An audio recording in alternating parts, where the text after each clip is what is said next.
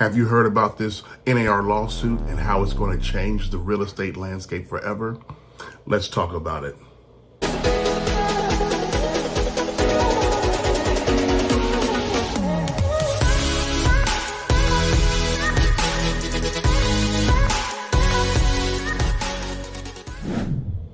Now, first thing first, I want to clear up the confusion around what's going on with this proposed settlement between the NAR and the class action litigants over real estate commissions.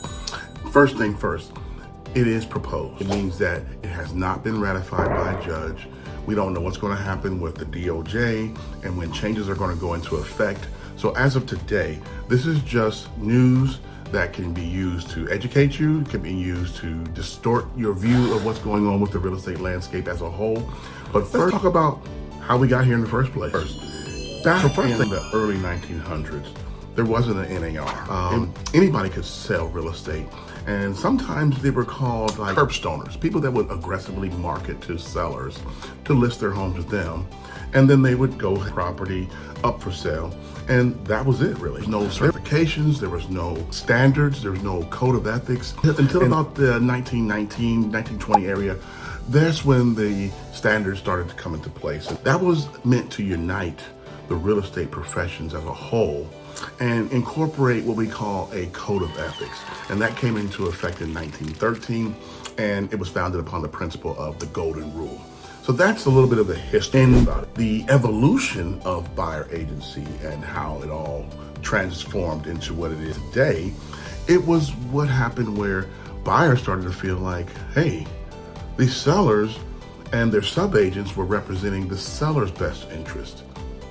Okay, that may sound great, but is it really going to help out the buyer in their best interest? Their obligation, their fiduciary duty was to the sellers. So transitioning into the evolution of buyer agency, that didn't happen until around the mid-1990s.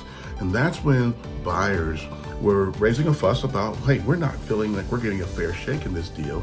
And so we want to have the option to have a buyer agent.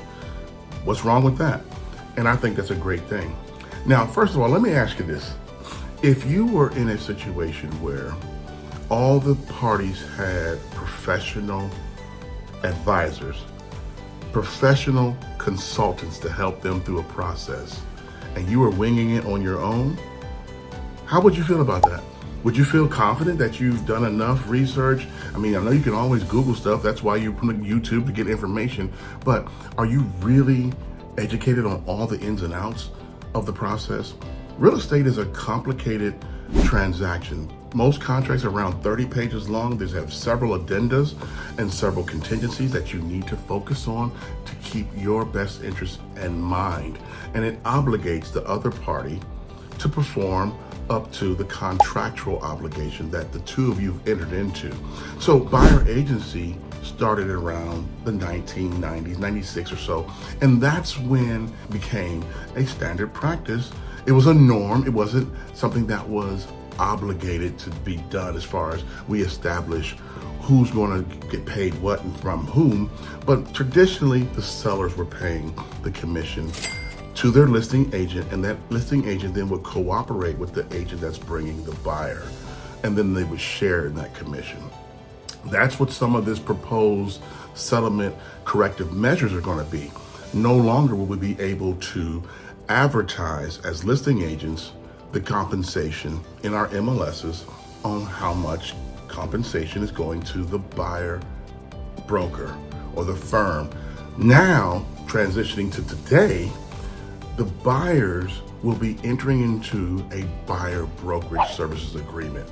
Some people call them buyer rep agreements. It's the same thing, it's just semantics, but it is a buyer brokerage services agreement. And what that means to you is, as a buyer, you're going to be meeting with a real estate agent, and before they can show you any homes, let me say that again, before they can show you any homes, you're going to have to enter into an agreement with that broker and the firm that you're going to pay compensation for the services that are being rendered on your behalf. That's a good thing. Something that is a norm back then, now it's going to become a standard practice, a requirement. Now, these changes that are being imposed as a corrective measure from the NAR settlement, those are going to go into place industry-wide around July. But again, it's still proposed. Nothing is finalized yet, but that's what's going to be coming down the pipeline. And I will be sharing more information as we get closer to that date. But here's the good thing. The state of Washington is already being the trendsetter and the trailblazer in buyer agency representation agreements. As of January 1st, 2024, this year, the Washington State Legislature has already passed Senate Bill 5191 that has made it a law in Washington State that us as realtors or brokers, we will enter into a buyer brokerage services agreement with our clients before we render real estate brokerage services, or as soon as reasonably practical afterwards. What that means is you'll be entering into a contract with persons like myself to disclose what areas we're going to serve in helping you find a home, the length of time that our agreement's going to be in place. Is it going to be an exclusive agency relationship or a non-exclusive agency relationship? Let's talk about that for a minute. If you're working with someone and they had a non-exclusive relationship with you, meaning that those trusted secrets that you shared with them, they could essentially share it with somebody else. Or how about you had this arrangement that is non-exclusive and you want to go see homes in a particular area at a particular time of day. Maybe it's outside of the area that you've already agreed to work in.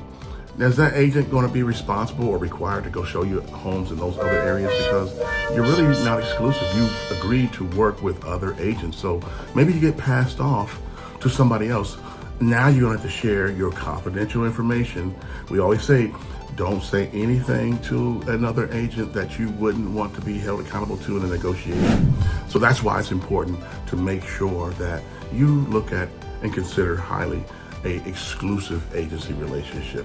That protects you, that protects your best interest. Now you have that confidence, that fiduciary duty to keep your best interest first and top of mind is going to be always readily in the front and always going to be adhered to. That's the duty, that's the responsibility that we take on. Now, going beyond that, we start talking about what happens if I become a dual agent, meaning that I would be working with the seller and you as the buyer. That's what we call a limited dual agent. And as a limited dual agent, I'm now just a sort of transaction asset. I'm no longer going to be providing you with advisory advice throughout the process. So those are what we talk about in the limited dual agency relationship. And all of this information is summarized in our new revised, easy to understand real estate brokerage in Washington pamphlet. That's something that we're required to provide to you every time that we go into a buyer brokerage services agreement. A consultation should take place and all these things should be explained to you. The biggest part about these proposed changes is that the brokerage commission for the services that have been rendered to you is going to be fully understood, explained, and agreed upon between the broker and the client, the buyer, how much compensation is going to be paid to that brokerage firm or that broker at once, up front, before the services are being rendered. Now, what that means to you is that essentially you're agreeing to pay the fee to your buyer broker because that's what you find value in, the buyer broker. Now, when we talk about you finding value in that particular broker, let's talk about what makes a broker valuable. Everybody talks about, we're going to be there to show you houses. We're going to get you into all the houses. We're going to keep you up to date with MLS search and all that. To me, that's a standard practice. That's not really going above and beyond. We have an exceptional strategy about providing unique value and how we help our clients win. That's what we do at EXP. That's what we do with my team, the JTH Premier Homes Group. And we'll also include in the description below a link to my buyer ebook that will help you understand how our consultation process works, the things that you can rely upon when you meet with us. And then we'll go deeper into a full presentation consultation process once we actually meet together. Okay, so we talk about, well, I gotta pay this fee to my broker now. What does that mean? Am I gonna have to come out of pocket on top of my closing costs and other things? Not necessarily. Within the current Buyer Brokerage Services Agreement here in Washington, there's a provisions in there where we can also ask the seller to pay the compensation. And this is a great lead into what the proposed changes may be coming, because now we're going to be looking at, there's not going to be a brokerage commission advertised in the MLS.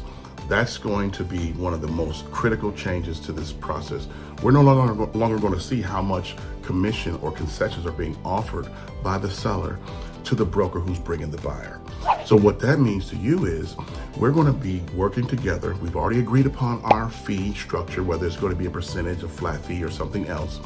And then I'll take that and couple it with your offer presented to the seller's agent so that they can talk to the seller about, will you pay the compensation because they brought a qualified, willing, ready, and able buyer. That's a good thing.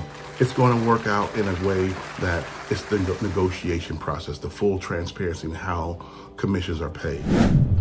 Maybe that fee that's been agreed to is not the fee that the seller is willing to pay.